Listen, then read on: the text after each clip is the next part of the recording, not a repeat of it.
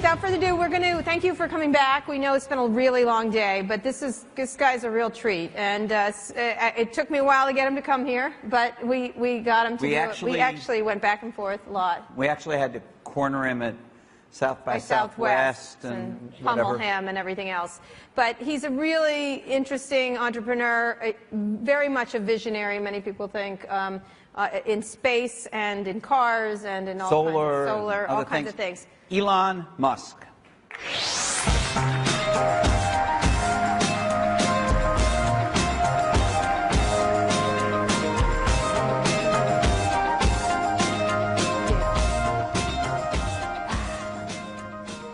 So, first of all, thank you so much for coming. Thank you. And we are sorry for having cornered you at South by Southwest. No worries. Not that sorry, but okay. Yeah. Great shoes, by the way. Thank you. Do you like those? Yeah. Okay. Very nice.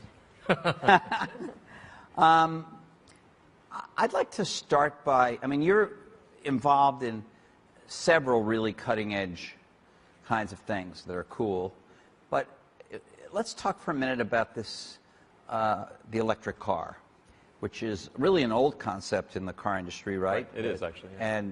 But, you know, there's a modern take on it. Why are you in that business, and do you agree with what has been written about you, that it's fair to say that you have proven this is this can be sold at a profit in market conditions? Sure. So the reason for Tesla was not because I thought that there was some huge opportunity in electric cars, or that I thought it was some rank-ordered best way to get a return on investment or something like that. In fact, I think starting at a car company, particularly electric car company, would have to rank as one of the dumbest things you could possibly do on that scale. Okay. And it may seem like, I mean, today obviously we've got quite a high market cap. Let's just call it that. Yes, you do. So it may seem, oh, well, this is sort of obviously a good thing to have done, but for many years, people regarded this. In fact, most people, almost all people, regarded it as stupid or insane or both, you know, to have done that. So it's not. So the reason for doing it was not because I thought it was some great opportunity. The easiest thing for me to have done after PayPal would have been to start a new internet company. Mm-hmm. That would have been like falling off a log. I mean, quite really easy. And so the reason I did it was because it was clear that we were not going to see electric cars from the incumbent manufacturers. For a while there, I thought that we potentially would, because you had the EV1 from General Motors, for example. And it seemed like the obvious thing to do would then be to do the EV2, EV3. Frankly, if General Motors had done that, they would be in a far better position today. But then instead, what General Motors did was, as soon as California changed the regulations, they recalled the EV1s. And just to make sure that nobody could get them back, they took them to a junkyard and crushed them. And if you've seen the movie Who Killed the Electric Car, you'll see that they actually, those customers tried their best to keep the cars. And when the cars were taken to the junkyard and crushed, they held a candlelit vigil. Yeah, because the cars were leased. They were not ever sold outright. Yeah. Yeah. They held a candlelit vigil as though it was someone dying. And I think that should be a pretty big wake-up call if people are holding a candlelit vigil for your product. Then maybe you shouldn't cancel it. As you're killing it. Yeah, maybe you shouldn't cancel it. So, but they did, and so they canned all electric vehicle activity. So the reason for Tesla was to show that it actually is possible to create a compelling electric car, or a long-range car, electric car, and if you did that people would buy it, because the car industry was operating on what I believe to be two false premises. One was that you could not make a compelling electric car, one that was aesthetically appealing, long-range, high performance, all these things, and that even if you did all those things, the car industry's opinion was that people would still not buy it because it was electric, and they had some fondness for for burning gasoline. What moved you into it? What was the starting? You said internet company would like falling off a log. Sure. Easy to do. Why that area then? Why electric cars? Mm-hmm. Because I think it's important that we transition to sustainable transport. If we don't transition to sustainable transport, obviously tautologically it's unsustainable. And even if there were not an environmental issue, in fact, even if you were to say hypothetically that emitting carbon was good for the environment, mm-hmm. Because of the scarcity of oil and natural gas and so forth, we would eventually face extremely high gasoline costs, and the economy would grind to a halt if we did not find some sustainable means of transport. Do you worry that the electricity that is generated and used when the cars are recharged and plugged in a lot of it is generated from coal? Does that bother you? Yeah, I mean, depending on where you are in the country, say roughly half of it is not coal, but so roughly half of it is hydrocarbon based. However, there are two obvious rebuttals to that. One is that if you take the same source fuel and you burn it at the power plant level, you will get 2 to 3 times the efficiency than if you burnt it in the car itself. Because at the power plant level, you're not constrained by mass and volume. So you can have something that's big and heavy, and you can also take the waste heat and generate a steam and use it to turn a steam turbine. So you get what's called cogeneration. So your maximum extractable energy is much greater with a stationary power plant than if you burnt that same fuel in a mobile transport where you have far more constraints. And then the other factor is that we have to find sustainable means of electricity production anyway. So if you believe in that predicate, you can ride that predicate and say, given that we must have sustainable electricity production, the obvious move for transport is electric. So when you're talking about these ideas of doing this particular thing, one of the things that I think struck a lot of people about you is the scale of the vision. That it's not, one, that it's very difficult, 2, that it's a little crazy, going along with SpaceX at the same time. What do you imagine is, you've had many years doing this, many critics, you're not going to make it, you're getting a lot of, Walt was going to ask about subsidies, I think, that you get. We'll talk about that. Yeah. What is why these kind of projects? And this is sort of a bigger question I want you to think about, but the idea of the bigness of the project, because there's been the industry's been littered with electric car funerals, essentially, and not as many candlelight vigils, obviously. But right. Yeah, there have been many car company failures, not just electric, of course. And honestly, if I had like $1 for every time somebody brought up DeLorean or Tucker, I wouldn't need an IPO. Mm-hmm. It would have been perfectly financed just on that alone. But I don't know. When I was in college, I wanted to be involved in things that I thought would affect the world, and there were 3 areas that I thought would most affect the world, and one of them was the internet. So did a couple of companies in that, but then it seemed like after PayPal, I was like, there's a lot of really talented entrepreneurs and a lot of capital doing internet ventures. So it didn't seem like I could necessarily be all that incrementally useful in the internet arena. And so it was time to then go to the other 2 areas, which were sustainable energy and space exploration, in particular, developing the technology necessary to make life multiplanetary. Mm-hmm. So multiplanetary life might be more interesting than cars. We'll get into that shortly. But I do have to ask you, it's very important that you've made an attractive car with longer range than you're right, than people thought possible, that's electric, all electric. But it's fairly expensive, I think, at least up front. Sure, yeah. And what does it cost, your most successful one? Well, before tax credits, it's about $70,000. After tax credits, it's like $60,000. All right, but bargain. Now we're getting to tax credits. So there's like there's some kind of federal tax credit, right? That's right. For buying a pure electric. $7,500, yeah. And then you were telling me backstage that a whole bunch of states, 15 states or something, have these? Right. There's different types of credits. So the first thing I should say is that people think of like electric cars as receiving a subsidy, but in fact what's occurring is that they are receiving less of a subsidy than gasoline cars. Okay.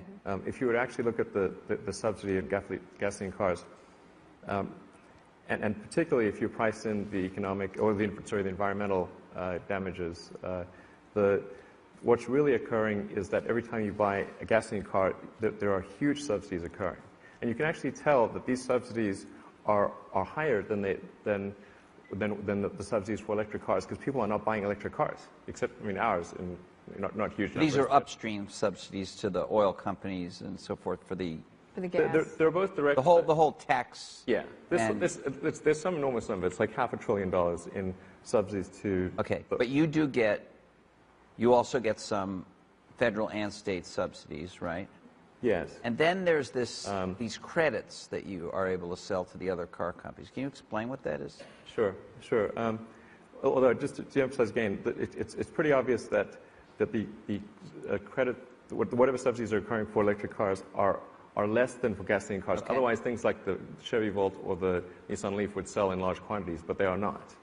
And so that's like an obvious test.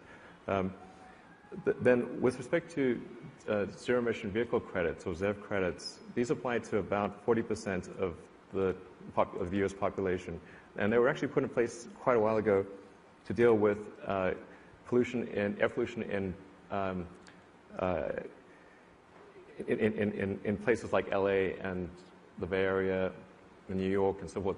So whenever you're driving cars in a dense urban area, you're essentially emitting a bunch of toxic gases that negatively affect people's health and obviously the quality of the air, and it's pretty obvious in LA during the summer. So in order to motivate manufacturers to move away from that, the states enacted the ZEV credit mandate, which was that a small number of electric or zero-emission vehicles have to be made by all large-scale manufacturers. And if they don't make those vehicles, then they have to try to purchase ZEV credits from someone who has. But when we sell a ZEV credit, we sell it at 65 cents on the dollar. So the best thing that another manufacturer could make would be electric cars, because then they get 100 cents on the dollar for every tax credit. So why don't they? Well, I'm hopeful that they will. I think to some degree, at least some of the manufacturers were hoping that no one would come up with an electric vehicle that anyone wanted to buy, and that California and other ZEV states would repeal their ZEV mandate, because they've lobbied for that outcome many times and have thus far been unsuccessful. If Tesla was unsuccessful, then I think they would have been able to repeal the ZEV mandate. So when you're getting into the concept of these cars, these prices are still, along with subsidies and everything else, it's still a high price tag. What is your goal? Is it to bring in? I mean, you have there's lots of people here who own Teslas. Yeah. Thank you, everyone. Thank you for buying a Tesla, by the way. So I want to say, all of you guys who bought Teslas, you guys are awesome. Some significant percentage of your customers are here, but when do you sell? There's a larger country. Far-sighted, awesome individuals who bought Teslas. Where do you get actually, I'd like to say a special shout out to Tony Say, who has the largest, made the largest number of Tesla orders in the U.S. of 100 cars for his project in downtown Vegas. So thanks, Tony. Yeah. So it's a super interesting project. But how do you get it down to levels that Tony of Zappos? No, we don't have to be Tony of Zappos to buy. So Tesla, when we first started out, I actually wrote a blog piece outlining the Tesla strategy, and it's been out there for a long time. And it really just outlined the sort of three-step process that Tesla's going through to get to mass-market, compelling electric cars. And step one was making the Tesla Roadster, so high price, low volume, then mid price, mid volume, and then low price, high volume. So those are, we're in step two. The price of the Model S is actually less than it may seem at first, because the cost of gasoline is so much more than the cost of electricity that you save a lot of money. Not buying gas. Yeah, exactly. And that depending upon how you count it is somewhere in the 15 to 20,000 region. Over the lifetime of the car? Over sort of 7 years. Figure it's roughly $2,000 a year, depending upon what your assumptions for gas prices are. Yeah. But when will there be a $30,000 or $35,000 Tesla? Yeah, so step 3, I'm expecting in about 3 to 4 years. And what's required to get you from here to there? Is it got to do with design and technology, or does it have to do that's with one of the elements. Scale, or what? Well, I think any new technology needs at least 3 major iterations to get to the mass market. I mean, certainly cell phones have gone through many more than that. And I'm sure people remember like the Wall Street one where he's walking down the beach on the giant brick of a cell phone on his ear. And that thing was super expensive and like lasted for 30 minutes. You couldn't even this audio quality was terrible. Now you can have a supercomputer in your pocket for $100. So with electric vehicles, it's similar. You're trying to compete with gasoline cars that have had 150 years and trillions of dollars spent on them. So I think if we can make it there by our 3rd generation, that's pretty awesome.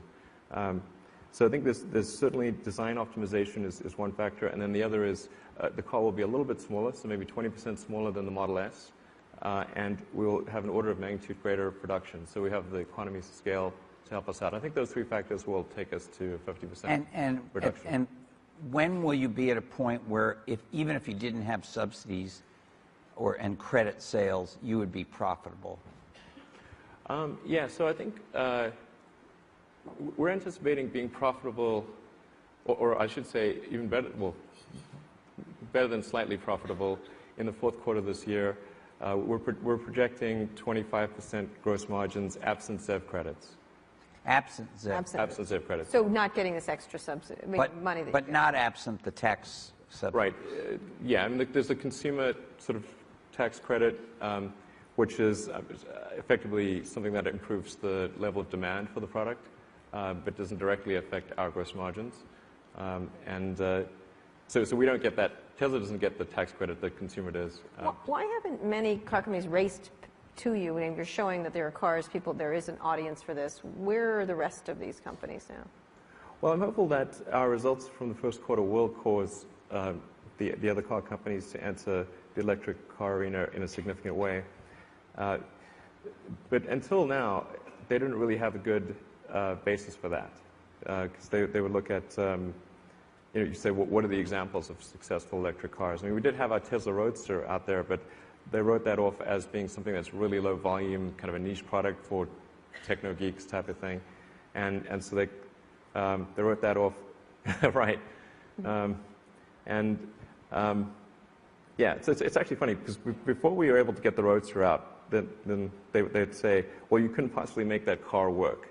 And then when we made the car work, they'd say, well, nobody's going to buy it. And then people bought it.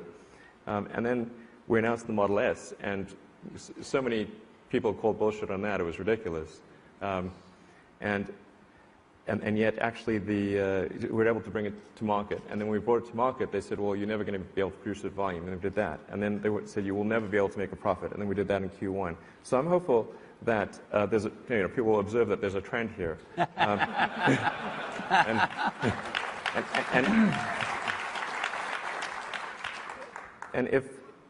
So now that we have been profitable, I think other manufacturers are more likely to embark on electric vehicle projects. And it should also be mentioned that we do make electric powertrains for Daimler and Toyota. Mm-hmm.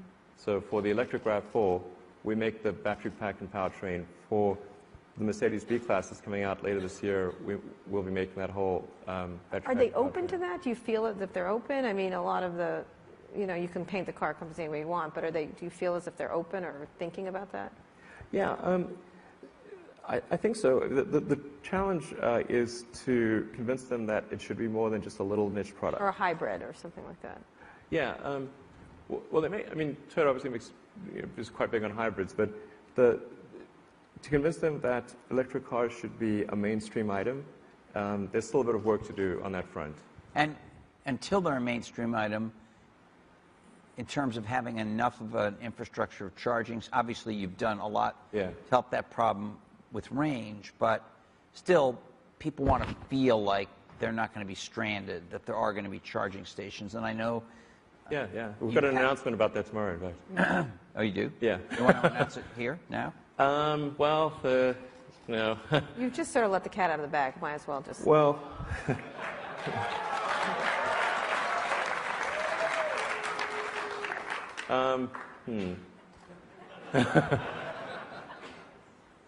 Because you're so quiet and retiring mostly. Right, That's why. exactly. You never do anything, just mouth off at a New York Times reporter, for example. Right. Yeah. Exactly. All right. Well, so we have something called the supercharger. Right. Which is an advanced charging technology that we developed. Yeah, I guess I might as well let the cat out of the bag. Why not?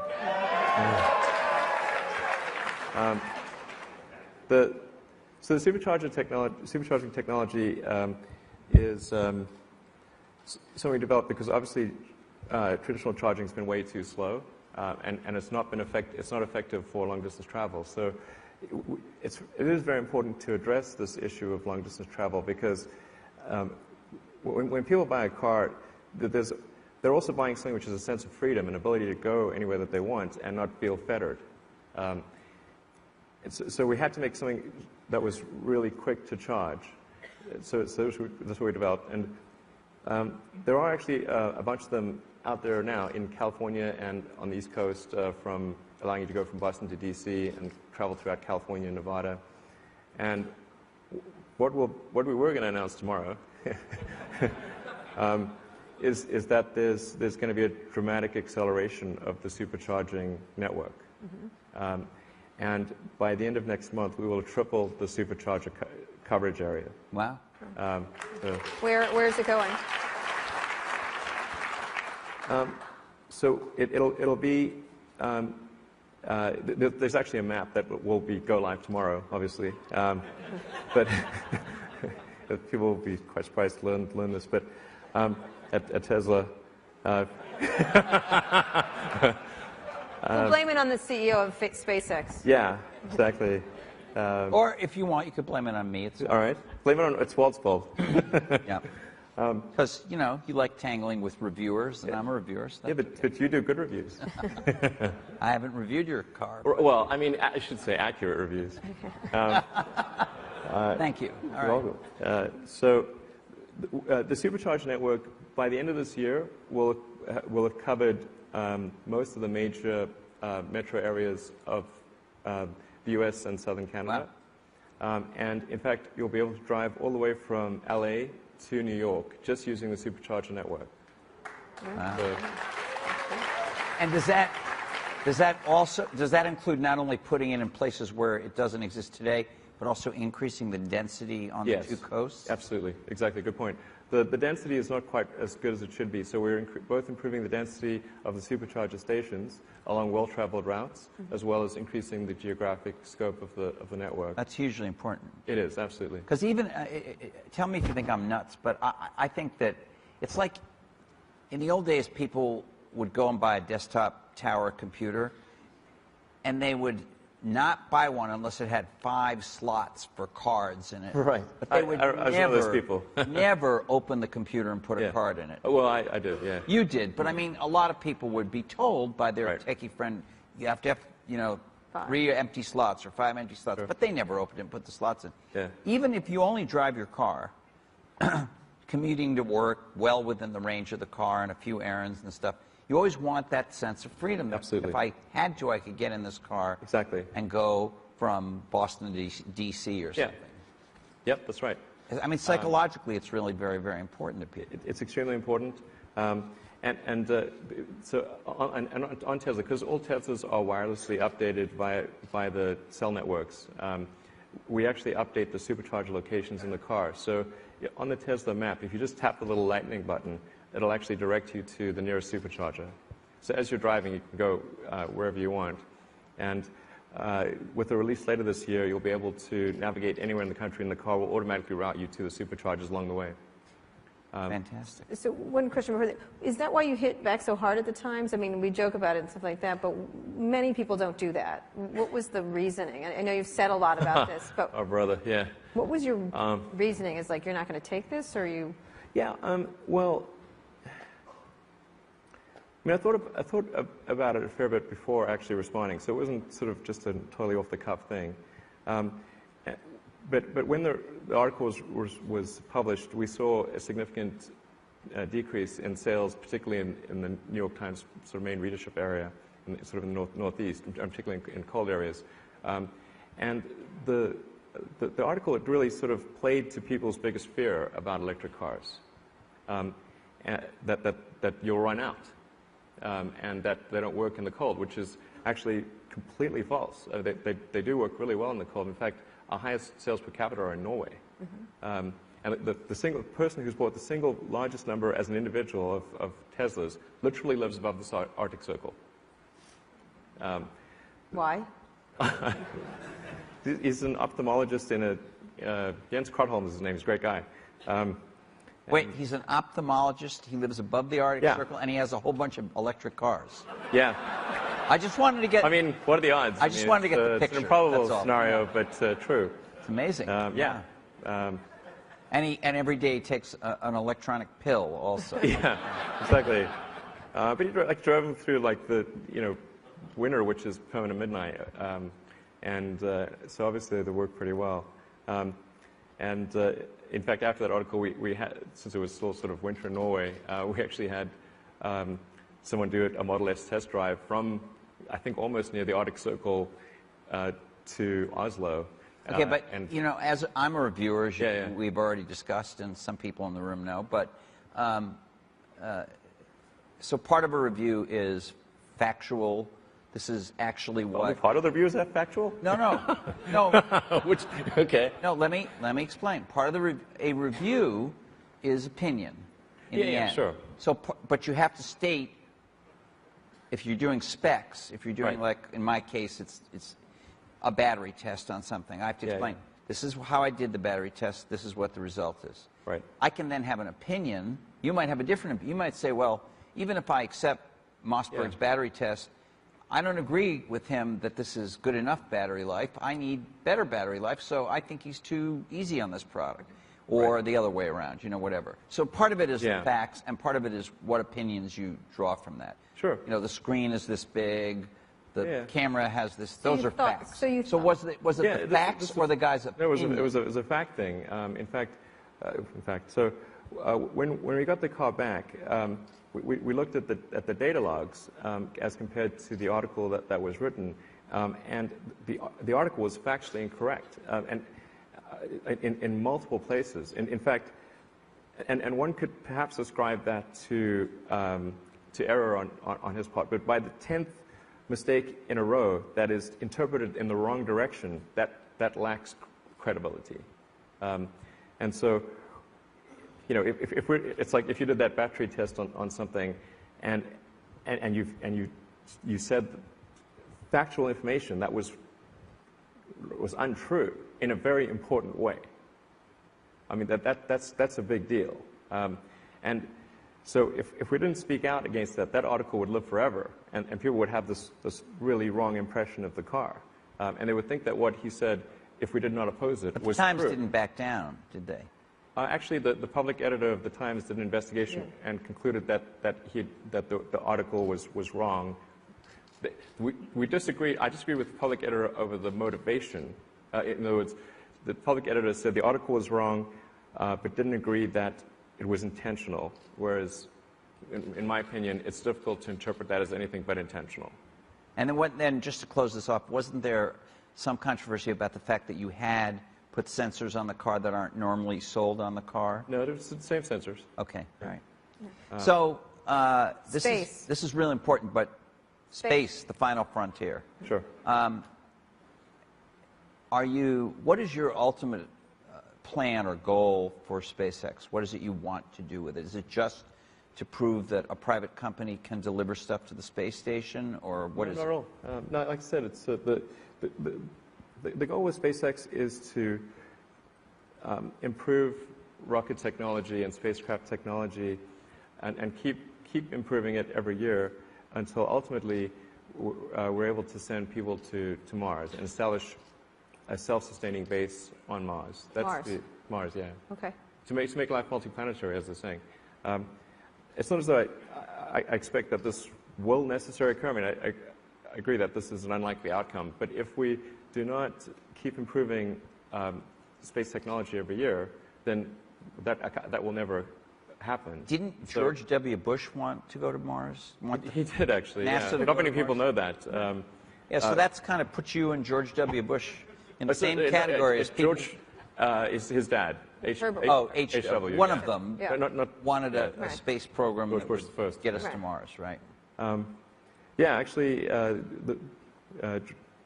George H.W. Bush, shortly after gaining office, actually asked NASA to come up with a plan in 90 days for sending people to Mars. And NASA did come up with that plan, but it was $500 billion. So he decided that maybe wasn't such a great idea. And that was obviously 20 years ago, whatever it was, you know. So why Mars? Explain. When $500 billion really meant something. Yeah, what's attractive about That was really was $500 billion. Now it's cheap, right? Yeah, no, the defense budget's bigger than that. Right. So why Mars? Why Mars over? Now, just to preface this, Elon went to Space Camp many years ago with Sergey, Larry, Megan, James Joaquin, Piero Midier, a bunch of you very strange people. Shortly after I started SpaceX. Yeah. Right. Yeah. Why? And were you in a Star Trek mode, or what was the? For Space Camp? I know you guys did that, okay. but what? They had outfits. No, before and everything, but what was the? What has it got you for? interested? It's because you said a few minutes ago that there were three things that you were interested in. One was the internet, one was the electric car, and the other was space. So what got you into space? Right. So if you think about the future of humanity, it's going to fundamentally bifurcate in two directions, or life as we know it. Either it's going to become multiplanetary, or it's going to be confined to one planet until some eventual extinction event. So I think it's much more inspiring. If you put it that way, let's go to Mars. And by the way, I'm optimistic about life on Earth. It's not as though I'm like, I think we're in danger of imminent demise. But you're convinced there will be an extinction event. Well, I mean, that's pretty obvious from the fossil record. Yeah, I mean, I think about it daily. Yeah, I mean, it's for sure. We face dangers that the dinosaurs didn't face because it could be us. Yeah, exactly. Us. We could. Yeah, we could do ourselves in. They actually had better diets. The dinosaurs. Yeah, exactly. A lot of things they. I just think we want to have a future ultimately where humanity is out there exploring the stars, we're a spacefaring civilization, and the things that we read about in science fiction books and see in movies becomes true. We don't want that always to be a fiction of the future. So if we don't improve space technology every year, we're never going to get there. And so the goal of SpaceX is to make as much improvement as possible, and hopefully we'll see people land on Mars in our lifetime. I have to ask you. That would be really great. I just have to ask you. Have you literally looked into, or had someone look into, or are they still looking into for you whether you could do warp drive? I mean, really, does that crush your mind? Is there actually does seem to be, oddly enough, some breakthrough on the whole warp drive thing, because you can't exceed the speed of light, but technically it is possible, theoretically possible, to warp space itself, so that even in your local space-time continuum, you're not traveling faster than the speed of light, but you're warping space such that space is moving. And that's okay, what... Okay, got that? Is that a... Now, wait a minute. I actually kind of That's because you like Star Trek. He goes to the Star Trek Museum in Las Vegas, so let's not talk Is that like in the fourth quarter or next year? Well, I'm not sure if warp drives ultimately... I mean, warp drive may or may not come to fruition, but I think if we at least have a base on Mars, that's going to create a forcing function for the improvement in space transport technology, and gives us the best chance of ever achieving something like a warp drive that would enable... travel easily. Yeah. But listen, Scotty, Spock, let's talk about now. Okay. All right, this second. Sure. Good movie, by the way. Yeah, it's recommend seeing the new Star Trek. It's a terrific movie. Really by the way, good. Larry Elson's son produced it, which is that's right. oddly enough. What's happening now? What's available now for us? Not warp drive, not transporter beams or whatever. The big breakthrough that's needed in rocketry is to achieve a fully and rapidly reusable rocket. And it's important to have those, those are important qualifications, because if you think of any other mode of transport, like a plane or a bike, car, anything, horse, they are reusable. Yeah, and they're reusable quickly and fairly completely apart from maintenance schedules. And the only one we have, the United States at least built, or anybody built, I think, was the shuttle. Right. And that was Partly usable, but not quickly. And it was only partly reusable. So the main tank, the big orange thing, was not reusable. That was guaranteed to be expendable every time. And it wasn't just the tank. It was that big orange thing was actually the primary airframe to which the orbiter, the plane part, and the side booster is attached. So even in a best-case scenario, it would not have been reusable in a substantial way. And then it took an army of 10,000 people 9 months to refurbish a shuttle for flight, which is obviously not rapidly reusable. So in order to have a breakthrough, you have to have a fully and rapidly reusable rocket. And we're making progress in that direction. And I'm hopeful that sometime in the next couple of years, we'll be able to achieve full and rapid reusability of the first stage, which is about 3/4 of the cost of the rocket. And then with a future design architecture, achieve full reusability. And how long does it take to get to Mars? With whatever the technology is you plan to use? With relatively sort of standard rockets, a low energy trajectory would be about 6 months. Well, you can compress it down to 3 months without too much trouble. And you're not, and there's no, and you're talking about a humans on this rocket going to Mars? Sure, yeah. So, are there any dangers? I have read that there are radiation. Are there dangers? What could possibly go wrong? That's ridiculous. Come on. I don't even like to drive with you. I mean. Yeah. Vice versa, by the way. Yeah, so there's probably some challenges along the way, but I think it's possible. I think we can make it work. Let me put it this way: we're not violating any laws of physics. It's difficult but achievable, and I think we should really try our hardest to make it happen. And why Mars? Well, Mars is the only place where we could really create a self-sustaining civilization on a planet scale. Can you explain these for people who don't know, like myself? Okay. Well, if you look at the various planets, we've got Mercury's too close to the sun. Venus is hot. Yeah. I mean, the rocks melt on Mercury, so that's a no. Yeah, toasty. And then Venus is still pretty hot. It's several hundred degrees. And it's high, and the atmosphere is high pressure, and it's acidic. So it's a high pressure hot acid bath. So we actually thought of having a D conference on Venus, but it's not going to work. Yeah. I'd say that Venus would be very challenging.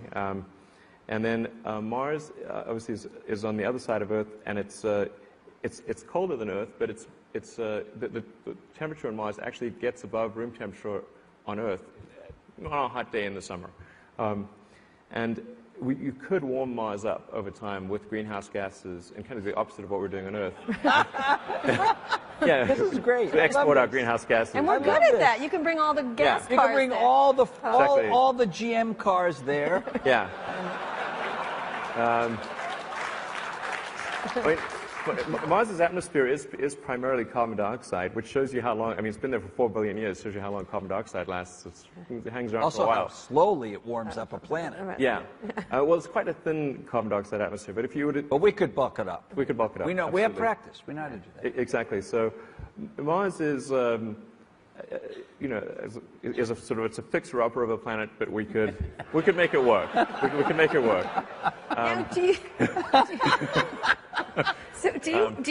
you want to go there yourself? I know you said you didn't want to die in a rocket accident. Right. You'd rather just die on Mars. You want to die on impact, yeah. Right. You don't want to die on impact, but you don't mind dying there. Yeah, I mean, all things considered, I mean, if one's going to die anywhere, it'd be kind of cool to die on Mars. I'm going with Hawaii, but okay. Yeah.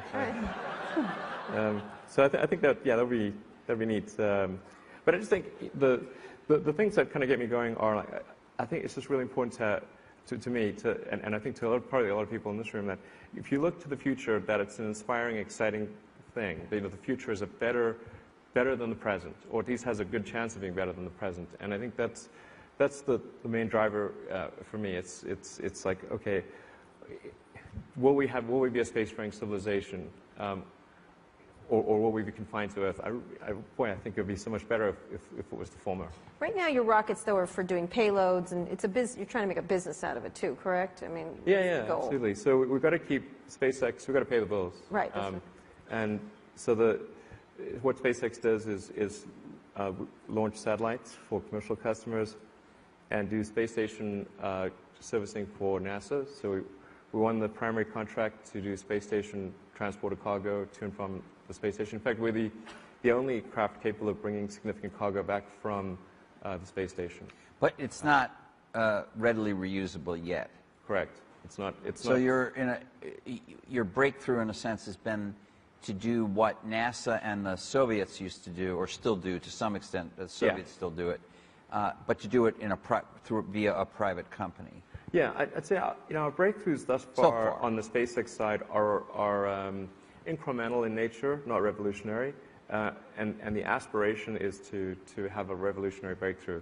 And I should point out that the cost of the propellant in the rocket is only about 0.3% of the cost of the vehicle. So it's maybe a couple $100,000 to refuel the rocket, whereas it costs over $60 million. It makes sense if you think about planes. Like, how much does a plane cost versus refueling a plane? Right. Big difference. Nobody would be flying if you had to buy a new plane every flight. No. Yeah. Right. Although United should. Right. Exactly. There's come a time when you sort of hire those planes. On some of those United flights. Yeah. There's some of them along in the tooth. That's when for you're sure. thinking of these things, you're doing a lot of stuff. You're kind of a busy fella. Who are your heroes? What inspired you to be this? Sure. Well, I think generally a lot of people that I admire in history, certainly scientists and engineers and sort of technologists in general. Obviously, I'm a big admirer of Tesla, Nikola Tesla, and many others. I mean, all the obvious people that you can imagine. I like Tesla, Edison too. Although people sometimes are surprised to hear that, since we have a company called Tesla, Einstein, Newton, just like Darwin. A big fan of Ben Franklin. I think he's just an awesome example of a great human being in history. So I'd say that people like that. And are there, obviously you were one of the pioneers of an important internet company, PayPal. Did anybody else in the kind of IT area inspire you? I mean, obviously all those people you mentioned are really great geniuses, but they were kind of well before there were more scientists and inventors well before the IT era, or is it just too early in the IT era? No, absolutely. I admire anyone who's worked hard to accomplish some great thing. I mean, it's worthy of admiration. So, obviously it's quite hard not to admire someone like Steve Jobs, Bill Gates, or in sort of present day, big fan of Larry Page, he's a good friend of mine. What him and Sergey have done there is pretty awesome. So, yeah. And then probably many journalists. I'm not against journalists, honestly. No, I know. Look, you're here. Yeah, exactly. But when you talk about the internet of today, how do you look at it? You were in a very clear part of the internet that was, and I remember you were Mr. Web 1.0. Like there was, right, and you did in fact pose in front of cars. I remember there was some car picture that you did. A Porsche or a Fiat. It was a McLaren F1. Right, exactly. So you weren't close. No. So I don't know what that is. It's a man thing. And I'll tell you, Siri, I actually do. Haven't told anyone this in a while, but I do actually still own one gasoline car, which is a a 67 Series 1 E-Type Jag. I don't know which. Great. Yeah, I know exactly what it is. Some of us know. I have a Mazda 5. I like it a lot. Okay. But when I was sort of in college, I was reading about the McLaren F1, and it's just an engineering work of art. I mean, it's just really, really done right. And so I thought, if I ever made enough money that I'd buy the McLaren F1. So I was actually living in an apartment in Palo Alto that cost significantly less than the car. I remember that picture. Yeah, and it was either upgrade to a house or buy the car. And I bought the car. Yeah. And were you married at the time? I was, actually, yeah. Well, and you posed in front of it. It was quite a symbol of the time, I recall. Yeah, yeah, exactly. I mean, it probably wasn't the best idea, but there was, in fact, it was kind of funny. It was this show, which was like, if there was ever sort of a show on hubris, it would probably be, it was called Silicon Valley Gold Rush. Mm-hmm. And it was literally filmed in 1999. And so they filmed me getting the McLaren and a number of other people as well. Fortunately, PayPal worked out. Otherwise, it would have been extremely embarrassing. Right. Did you go like, ooh, I got one or something? No, I didn't do that. But I was pretty excited about getting it. Right. So why, when you look at the Internet of today, and then we're going to get to questions, since there's lots of questions from the audience, I'm sure. What do you think of the rest of the space, the photo sharing? Is it meaningless, given you're going to Mars and everything, or is it, what's the... I mean, people are like, Vine! I can, do a selfie, which is animated. A lot of people, are kind of excited about. I love them. Yeah. Kara did some great ones. Absolutely. But it's not having a car going to two Mars. planetary habitats. Right. It's like a different thing, Right. Or even being able to drive from New York to L.A. on electric power. On electric power What do you think of when you look at the Internet right now? About what's developing and what's happening? Well, no, I mean, I think I'm not dismissive of things like photo sharing apps and that kind of thing. I think there's a lot of things where it provides, say, a small amount of value to a lot of people, and that sums up to some large value, and that's still good. I mean, if people are able to share photos of their friends and family in a better way, I think that makes their lives better. And if that puts a high value on the company, so be it. I think that's not that bad.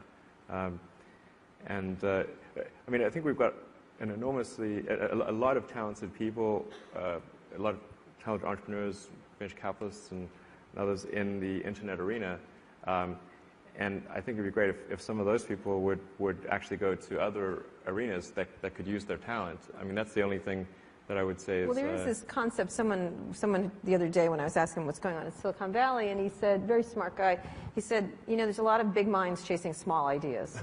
Right. And I sometimes, the ninth kind of silly little thing, you're like, wow, these are fantastic, and yet, like, everyone's making Twinkies. Right. Kind of thing, at some level. And yeah, so... I mean, yeah.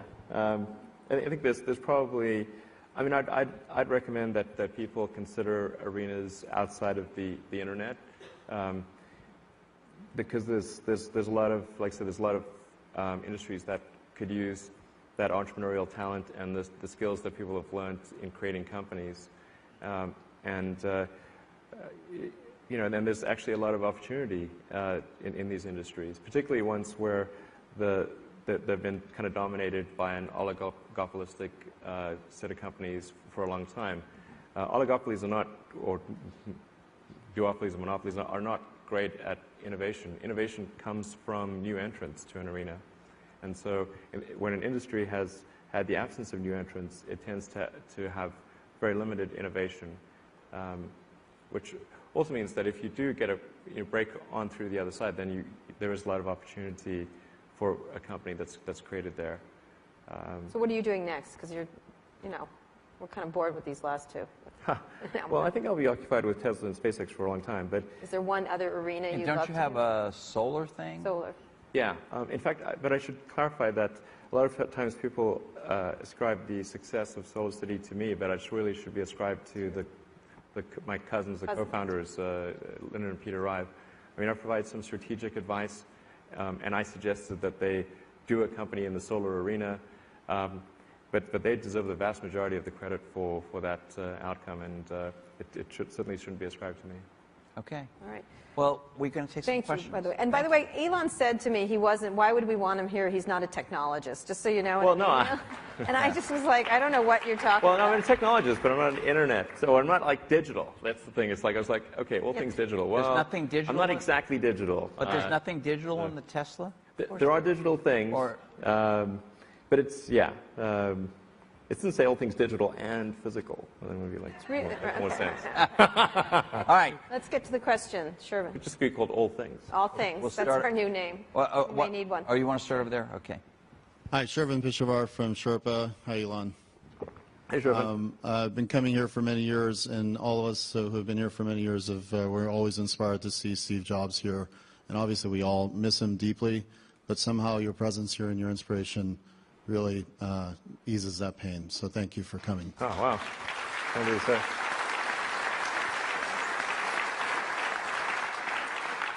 Elon, there is one idea you have that we've discussed before, which is Hyperloop. And right. I would love for you to tell this audience what that is and how it could change our world again.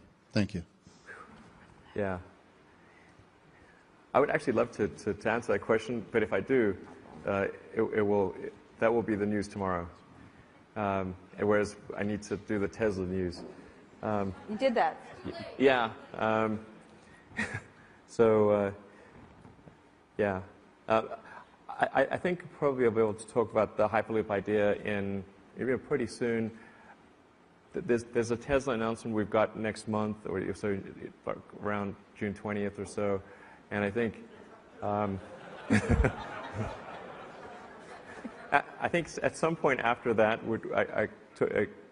that should hopefully that will be a good time to talk about the Hyperloop idea. But for those that aren't aware, the basic thought is there a better way to travel quickly from, say, downtown LA to downtown San Francisco, or LA to San Francisco, that's better than the high-speed rail that's being proposed? Because the high-speed rail, that's what originally got me to think about, is there some better way to do it? Because the high-speed rail that's being proposed would actually be the slowest bullet train in the world and the most expensive per mile in the world, which is, these are not the superlatives we're looking for. Kind of like our internet here. Yeah. But I think it's a little depressing to sort of have something that's like the slowest bullet train in the world in California at enormous cost. And isn't there something better that we could come up with? And that something better is the Hyperloop? Well, I think so, probably. But I don't know what that is. Yeah. But I want to ride on it. Yeah. I think, even if I'm sort of wrong about the economic assumptions behind the Hyperloop, it would still be a really fun ride. Even if only one of it ever existed, it would be a really fun ride. I don't know what it is. Is it a train? A plane? No. An automobile? It's transporter machine? It's a cross between a Concorde and a railgun. A Concorde and a railgun. Okay. Yeah. But you're not. I'll throw something else in there just to make it sound even more bizarre. It's a cross between a Concorde, a railgun, and an air hockey table. But if they did a three-way and had a baby somehow. You wouldn't want to go a little bit beyond that? Or? Oh, my God. Okay. Let's go. Let's go. San Francisco is in. Esther. Yeah. Okay. Three-way and a baby. We love it. Wait, Esther. Thank you. And Max will help have that. Since you're feeling so loquacious tonight, okay. When are you planning to take the first people up into orbit, whether it's the space station or Bigelow or whatever? She wants to go. Yeah, absolutely. Well, we're working on version 2 of our Dragon spacecraft, and in partnership with NASA. So this is NASA's our biggest customer, although we also expect to transport private citizens, and we think we'll probably see the first flights of people in 2 to 3 years. So Thank you. Bye, selling Esther. Nice knowing you.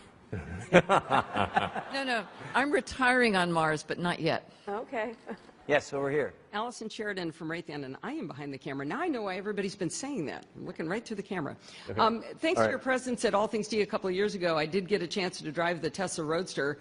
That was so much fun. Cool. I scared the guy, though. He got a little nervous. But what I actually wanted to ask you about was we've talked a lot here about the importance of STEM education and trying to encourage that, and it's been suggested that part of our strategy really should be immigrant STEM-type people, and I'm just guessing that with your background, maybe you have some interesting perspective on that.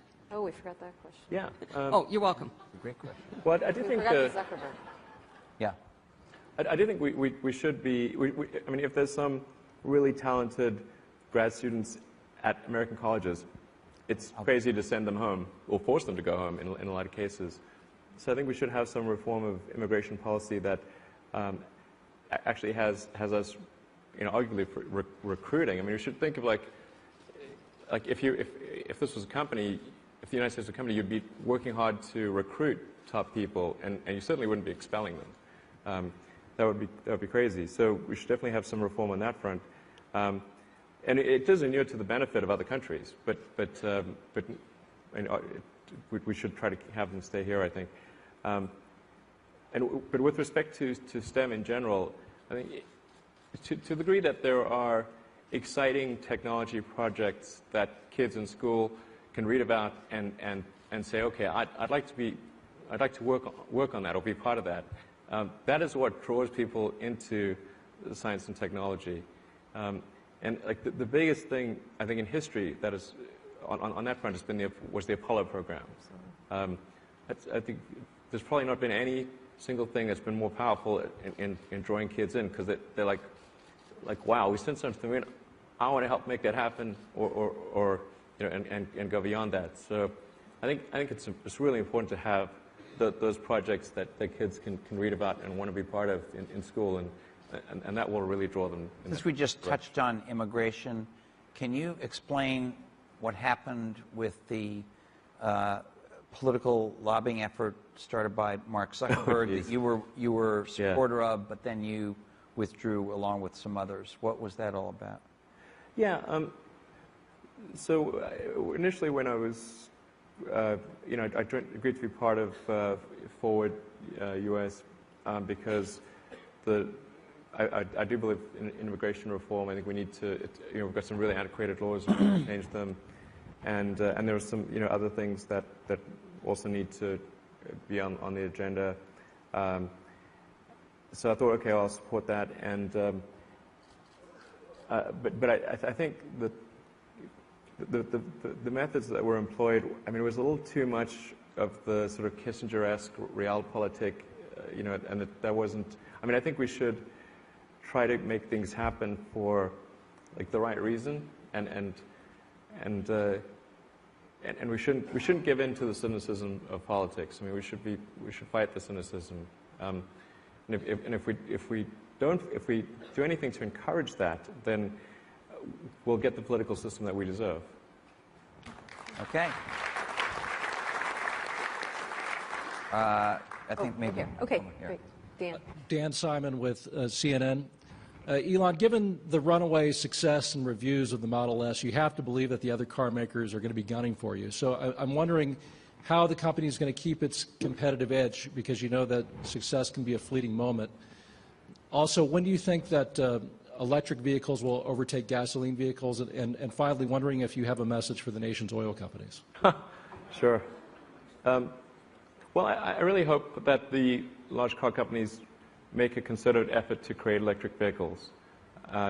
And ultimately, if Tesla makes competitive electric cars, then we'll deserve to be around, and if we don't, then we don't deserve to be around. I mean, you know, I'm optimistic that we'll be able to make good products. And so far from being concerned about other car companies coming in, we're actually doing our best to convince them to make electric cars, and in fact to make powertrains for them, you know, where they will allow us to do so.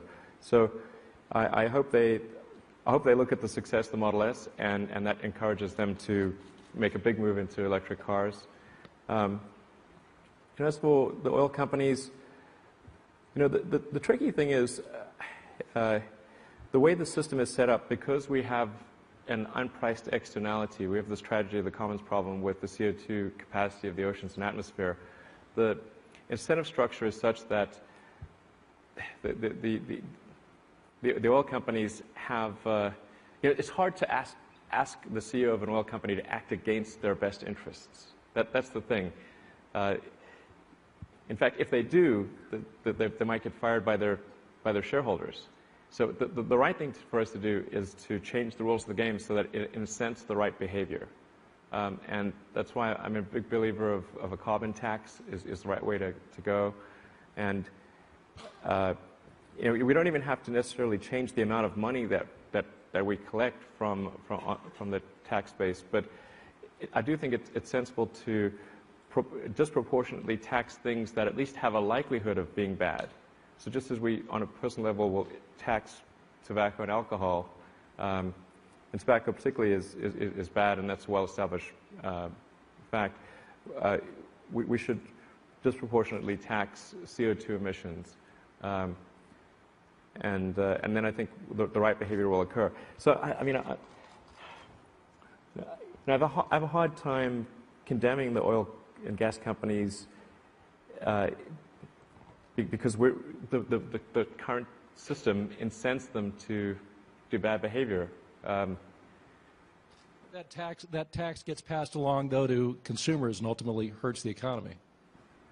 No, see, if the amount of revenue being generated is the same, it's not going to we need to collect a certain amount of money to pay for the federal government, and how we collect that is, you collect that in a wide range of ways. But effectively, what we're doing is we're saying a portion of somebody's labor has to go to federal government activities, and it doesn't.